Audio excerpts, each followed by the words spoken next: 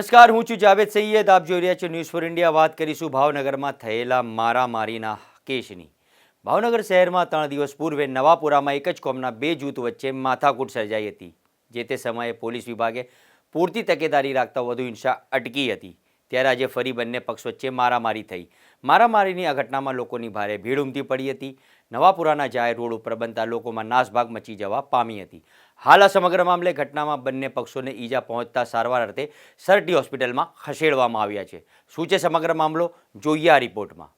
નવાપરામાં રહેતા બે મહિલા પરિવારના કૌટુંબિક ભાઈઓ વચ્ચે છેલ્લા ઘણા વર્ષોથી મનદુખ ચાલતું હતું. ભૂતકાળમાં 3 વર્ષ પૂર્વે પણ આ બંને પરિવાર વચ્ચે સોડા બોટલ તેમજ પથ્થરમારો પણ થયો હતો. ત્યારબાદ ગત વર્ષે મસ્જિદના ધાર્મિક કાર્યક્રમ વખતે મનદુખ થતાં મારામારી થઈ હતી. દરેક બનાવ વખતે પોલીસ ફરિયાદો તેમજ સામાજિક અગ્રણીઓની સમજાવટ બાદ મામલો ઠાળે પડી જતો હતો. પરંતુ તાજિયાના જુલુસ વખતે પણ ફરી આજે પરિવાર વચ્ચે મારામારી સર્જાઈ હતી અને તે સમયે સમજાવટથી મામલો ઠાળે પડી ગયો હતો. પરંતુ આજે ફરી બંને પક્ષો વચ્ચે મારામારી સર્જાતા નવાપરામાં ભારે અરાજકતા ફેલાઈ જવા બાદ બનાવ અંગે મોડી રાતે પોલીસ ફરિયાદ નોંધવામાં આવી છે. મારામારીની આ ઘટનામાં બંને પક્ષોને ઈજા પહોંચી હતી. ઈજાગ્રસ્તોને સારવાર અર્થે શહેરની સરટી હોસ્પિટલમાં ખસેડવામાં આવ્યા હતા.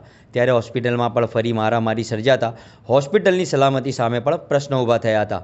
સરકારી સામાન તોડફોડ કરવામાં આવતા તેમજ વચ્ચે મધ્યસ્થી કરવા જતા લોકોને પણ ફટકાર્યા હતા. ખૂબ જ ચિંતાજનક વાત તો ત્યાર હતી જ્યારે હિંસામાં સગીર વયના બાળકો પણ સામેલ હોવાનું વાયરલ વિડીયો દેખાઈ રહ્યું છે. જાહેરમાં અનેક લોકોના જીવ જોખમાય તેમજ સરકારી સંપત્તિનું નુકસાન પહોંચાડે તેવા અસામાજિક તત્વો ઉપર શહેર પોલીસ અને સરકારી હોસ્પિટલમાં વિભાગ શું પગલાં ભરે તે હવે જોવું રહ્યું. સબીરભાઈ કઈ જગ્યાએ રહ્યો? શું ઘટના બની? મારા ઘરનો ધંધો છે. હું દૂધના ધંધા ભરીને આવતો હતો અને 2 દૂધ દેવા જતો હતો તો મારો છોકરો આવ્યો કે પપ્પા મને ઊભો રાખીને માર્યો. કેટલા જણા તમારો? 15-20 જણા ઉપર હતા સાહેબ. કોઈ જૂની અદાવત? એ તો ઘણા ટાઈમ પહેલાં અમારે સોડા બાટલ ઉડી હતી, એ લોકોએ અમારી પર વાર કર્યો હતો. એ કેસની દાજમાં છે. 2 દી પહેલા મોરમમાં બાંધણ થઈ હતી, આ વિશે થઈ હતી? નહીં. આ વિશે પોલીસ ફરિયાદ કરી કાકા? હા, પોલીસ ફરિયાદ કરવાની? હા અત્યારે કરવાની. ઓકે.